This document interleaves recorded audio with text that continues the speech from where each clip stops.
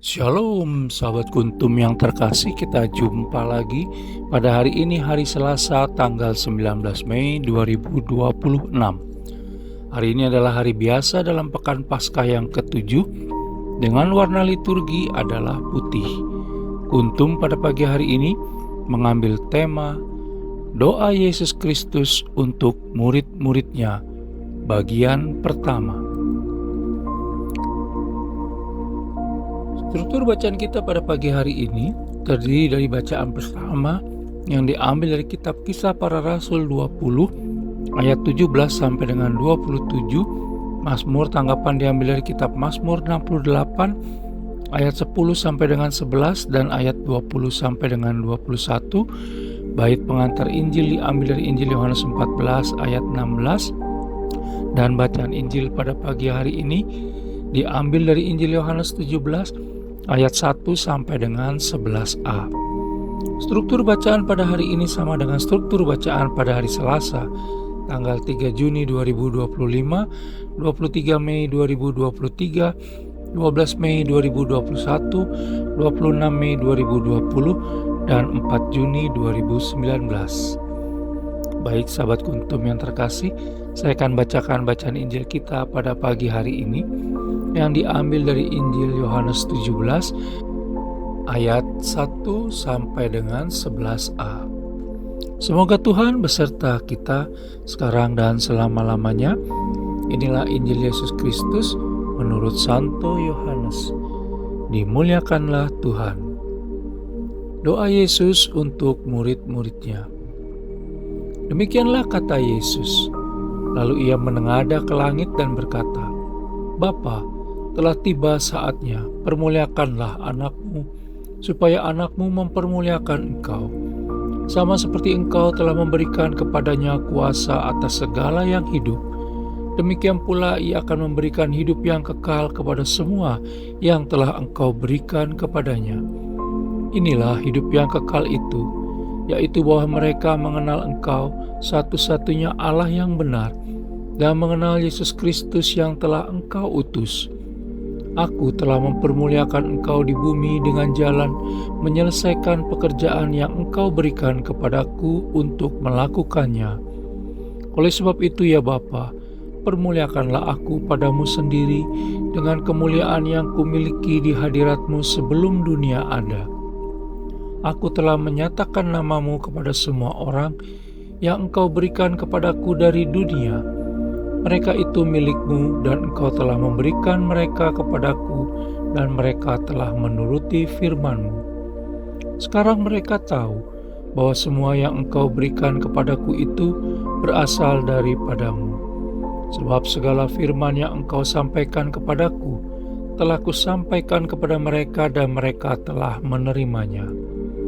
Mereka tahu benar-benar bahwa aku datang daripadamu dan mereka percaya bahwa engkaulah yang telah mengutus aku. Aku berdoa untuk mereka, bukan untuk dunia. Aku berdoa tetapi untuk mereka yang telah engkau berikan kepadaku, sebab mereka adalah milikmu. Dan segala milikku adalah milikmu, dan milikmu adalah milikku. Dan aku telah dipermuliakan di dalam mereka. Dan aku tidak ada lagi di dalam dunia, tetapi mereka masih ada di dalam dunia, dan aku datang kepadamu ya Bapa yang kudus. Peliharalah mereka dalam namamu, yaitu namamu yang telah engkau berikan kepadaku, supaya mereka menjadi satu sama seperti kita. Demikianlah Injil Tuhan, terpujilah Kristus. Sahabat Kuntum yang terkasih, sebelum kita lanjutkan renungan kita pada pagi hari ini, jangan lupa untuk menekan tombol subscribe dan like yang ada di bawah video Kuntum ini, agar Kuntum dapat terus berkembang, bermanfaat, dan mencerahkan sesama kapanpun dan dimanapun. Bila Anda ingin membagikan renungan harian Kuntum ini ke jaringan Anda, silakan tekan tombol share yang ada di bawah video Kuntum ini. Baik sahabat Kuntum yang terkasih, mari kita lanjutkan renungan kita pada pagi hari ini. Bacaan Injil pada hari ini yang diambil dari Injil Yohanes 17 ayat 1 sampai dengan 11a hanya ada pada Injil Yohanes muncul pada Minggu Paskah yang ke-7, merupakan bagian pembuka dari Injil Yohanes 17 ayat 1 sampai dengan 26 tentang doa Yesus untuk murid-muridnya yang panjang, di mana diucapkan oleh Yesus Kristus sendiri pada bagian akhir perjamuan terakhir.